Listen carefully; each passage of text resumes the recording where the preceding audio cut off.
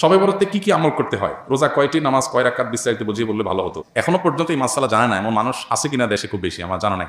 দীর্ঘদিন থেকে ওলামা ইকরাম অ্যাওয়ারনেস করছেন, সতর্ক করছেন। দেখুন, লাইলাতুন নিসফি মিন শাবান, মধ্য শাবানের রাত, এর ফজিলত সাব্যস্ত আছে। আল্লাহ তাআলা এ রাতে মুশরিক হিংসুক ছাড়া বাকি মানুষদেরকে মাফ করে দেন। এবং এ রাতের ফজিলত সংশ্লিষ্ট আরো অনেকগুলো হাদিস আছে যেগুলো জয়ীফ সূত্রে বর্ণিত, কিন্তু এই একটা হাদিস গ্রহণযোগ্য সূত্রে বর্ণিত হওয়ার কারণে অন্য যেগুলো আছে সবগুলোর একসাথ করলে মোটা দাগে লাইলাতুন নিসফি শাবান বা মধ্য শাবানের রাত, এটার নাম আমরা শবে বরাত দেই। আসল নামটা, হাদিস দেওয়ার নাম কোনটা? লাইলাতুন নিসফি শাবান, মধ্য শাবানের রাত। শবে বরাত এটা আসল নাম না।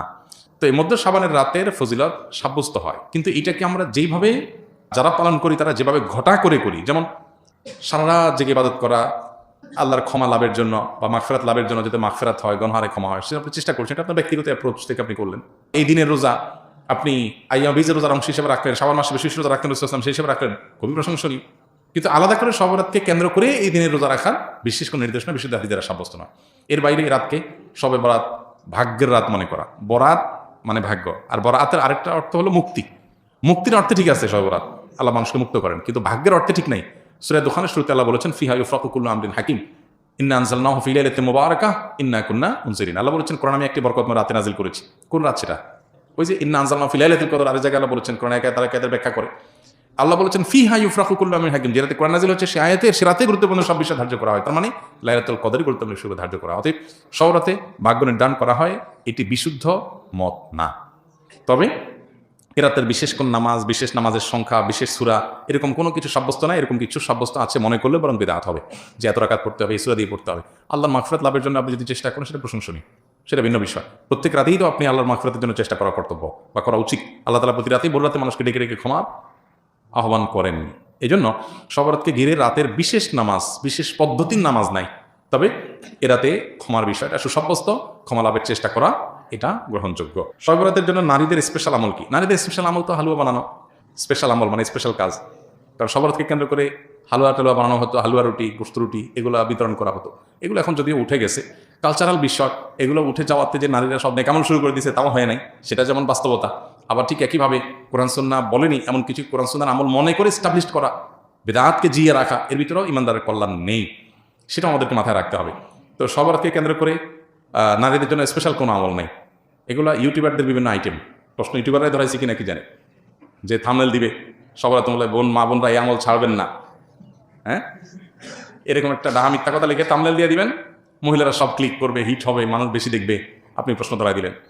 তো এর মাধ্যমে আপনি একটা ভুল ধারণাকে সমাজে সবাই তারা ক্লিক করবে না। অনেকে মনে করবে আচ্ছা তাহলে স্পেশাল আমল মনে হয় আছে। আবার অনেকে বলবে যে না, এই মৌলবী একটা ভুল কথা বলে গেছে, স্পেশাল আমল তো নাই, সে তো ভিতরে দেখবে না কি আছে। তো এই জন্য ইউটিউবার ভাইরা আল্লাহকে ভয় করা উচিত। সামান্য ভিউয়ের জন্য মিথ্যা কথা, 2 নাম্বারি করা, হ্যাঁ, এবং চালাকি করা, এগুলো অনুচিত কাজ। সালাম দিলে 90 নেকি এবং উত্তর দিলে 10 নেকি, কথাটা সহি কিনা? এটাও বহুল প্রচলিত একটি গায়ে সহি কথা। সালাম দিলে 90 নেকি, সালামের উত্তর দিলে 10 নেকি, এরকম এইভাবে কোনো হাদিসে বিশুদ্ধভাবে সাব্যস্ত হয়। যেটা আছে সেটা হলো, কেউ যদি আসসালামু আলাইকুম বলে তাহলে সে 10 নেকি পাবে। ওয়া রাহমাতুল্লাহ যদি বলে আরো 10 নেকি যোগ হবে। ওয়া বারাকাতুহু বললে আরো 10 নেকি যোগ হবে। তাহলে মোট কত হলো? 20। এটা হাদিস দ্বারা সাব্যস্ত। দিলে 90 আর নিলে 10, এটা কোনো বিশুদ্ধ হাদিস দ্বারা সাব্যস্ত না। তবে হ্যাঁ, এটা ঠিক যে সালাম নেওয়ার চাইতে সালাম যিনি দিচ্ছেন তার সওয়াব বেশি হবে, কারণ তিনি ভালো কাজের সূচনা করেছেন। আবার আরেকটা ইম্পর্টেন্ট কথা হলো, সালাম দেওয়াটা সুন্নত, নেওয়াটা ওয়াজিব। দেওয়াটা সুন্নত, নেওয়াটা ওয়াজিব। এখানে ইসলামের একটা সামাজিক সৌন্দর্য দারুণভাবে ফুটে ওঠে। সেটা কি? একজন মানুষ আপনাকে সালাম দিয়েছে, এখন আপনি যদি জবাব না দেন, তার মানে আপনি লোকটাকে ইগনোর করলেন, অপমান করলেন, তার সালামটাকে আপনি ডিনাই করলেন, তাহলে আপনি একটা লোকের কষ্টের কারণ হলেন। এটা আপনি করতে পারেন না। ইসলাম আপনাকে সামাজিক হতে বলেছে। তিনি যদি আসসালামু আলাইকুম বলেন, আপনি সৌজন্যতার খাতিরে ওয়ালাইকুম আসসালাম বলতেই হবে। হ্যাঁ, আপনি কাউকে সালাম দেন নাই, আপনি গুনাহগার না।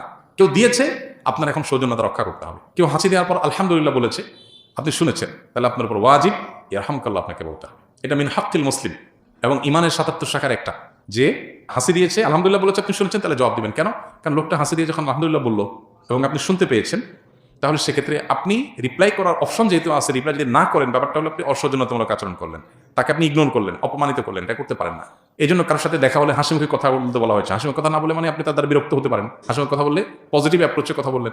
ইসলামের যে সামাজিক সৌন্দর্য আছে, এখনকার পৃথিবীর মানুষ ভদ্র হয়েছে কয়দিন আগে, কয় বছর আগে। ইসলাম 1450 বছর আগে এগুলো শিখেছে আমাদেরকে। এখন বলে মে আই কামিং স্যার, আমি আসতে পারি? আল্লাহ কোরআনে 1400 আগে শিখেছেন এই জিনিসটা, যে তোমরা কারোর বাসায় কারো কক্ষে প্রবেশ করার আগে অনুমতি নাও, অনুমতি দিলে ঢুকো, আর না হলে ফেরত যাও। ইসলামের চাইতে আধুনিক ইসলামের চাইতে বেশি সৌজন্যতা বোধ আর কোথাও কোনো সমাজে কোনো কিছুতেই নাই। অতএব যে ইসলাম পালন করবে তার ভিতরে তার সবে আছে, আর যার ইসলাম নাই তার হয়তো কিছু থাকতে পারে, আরেকটা নেই, তার দুনিয়া আছে আখিরাত নেই।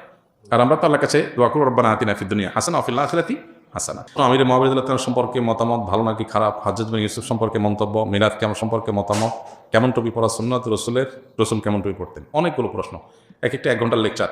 সংক্ষেপে এটুকু বলি, মুআবিয়া রাদিয়াল্লাহু তাআলা আনহু নবী করিম সাল্লাল্লাহু আলাইহি সাল্লামের খুব নিকট আত্মীয় ছিলেন, ঘরের মানুষ ছিলেন।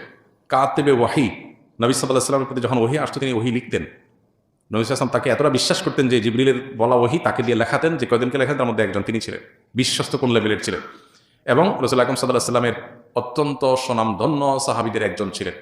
মুআবিয়া রাদিয়াল্লাহু তাআলা আনহুর যদি কোনো ভুল হয়ে থাকে, ইস্তিহাদগত বুঝের কোনো ভুল থাকে, তো সেটার সমালোচনা করার কোনো অধিকার পৃথিবীর কোনো মুসলমানকে দেওয়া হয়নি।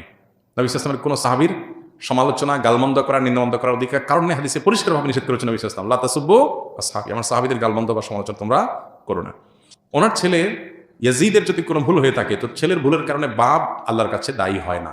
কোরআনে আল্লাহ তাআলা বহু জায়গায় একই কথা বলেছেন, আল্লাহ তাযরু ওয়াজরাতুন উযরা উখরা, কারণ পাপের বোঝা অন্য কেউ বহন করে না, যার যার পাপ তাকেই পাবে। অর্থাৎ ইয়াজিদ যদি কোনো পাপ করে, ইয়াজিদের জুলুম, ইয়াজিদের পাপ, ইয়াজিদের খুন, এগুলোর জন্য দায়ী ইয়াজিদ হবে। মুআবিয়া রাদিয়াল্লাহু তাআলার উপরে সেটা চাপানোটা হলো জুলুম।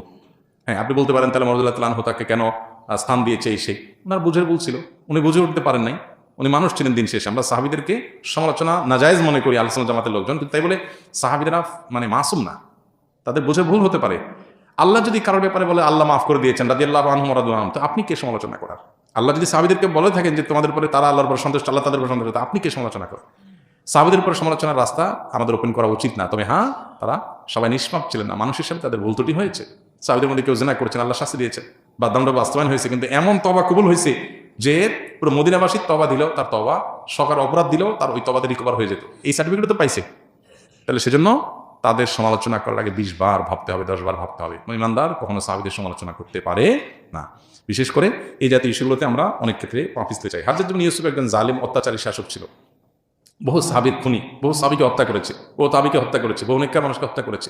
খুন খারাপি করা তার নেশা ছিল, এবং তার অন্য যত গুণ আছে, তার বেশ কিছু অবদান আছে, বেশ কিছু ভালো কাজ আছে, কিন্তু সে এজ এ শাসক একজন অত্যাচারী জালিম শাসক ছিল। যেহেতু হাজ্জাজ বিন ইউসুফ কোনো সাহাবী না, অতএব তার মানে সাহাবীরা কেউ জালিম ছিলেন না, নাউজুবিল্লাহ, সাহাবীরা কেউ এই লেভেলের গুনাহ করেন নাই। মানুষরা ভুল করেছেন, আল্লাহ তাআলা তাদের মাফ করেছেন, ঘোষণা দিয়েছেন আগাম, বা তারা তওবা করেছেন। বদর যুদ্ধে অংশগ্রহণকারী সাহাবীদের সম্পর্কে নবী করিম সাল্লাল্লাহু আলাইহি ওয়াসাল্লাম বলেছেন, আল্লাহ বলেছেন, নবী সাল্লাল্লাহু আলাইহি ওয়াসাল্লাম বলেছেন, আমালু মা শি'তুম ক্বাদ গাফারাল্লাহু লাকুম। যারা বদর যুদ্ধে শরীক হয়েছেন 313 জন সাহাবী, নবীজি বলেছেন, সহিহ বুখারীর হাদিস, আমালু মা শি'তুম।